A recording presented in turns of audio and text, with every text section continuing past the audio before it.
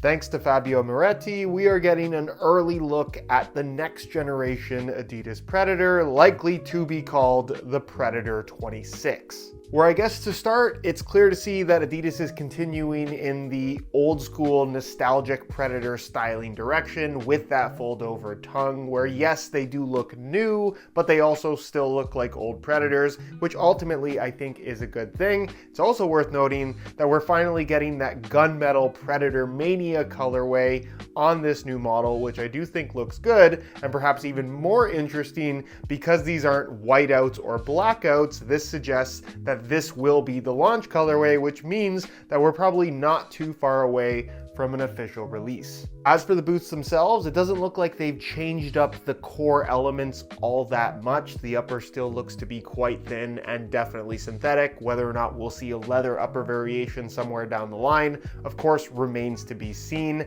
The heel area, which I think is something that a lot of people did complain about on the last two generations of Predators, unfortunately looks to be very similar on this new model. We can't see the inside, of course, so we can only speculate, but it doesn't look like there are any major changes to the design there. The heel counter has a little extra bit on it, which suggests that there is brand new sole plate tooling, given that that is directly attached to the heel counter. So new tooling is probably going to happen, but I don't think the stud pattern will be that different. And then of course, the Predator elements themselves. Those look like the big change. Where of course we can only speculate based on these images, but unlike the Pred 24 and Pred 25, which had kind of 3D rubber glued to the surface of the upper, these elements appear to sit flush, which suggests they're not actually made from rubber, but instead just a printed on kind of sticky texture material, which definitely could provide tons of extra grip on the ball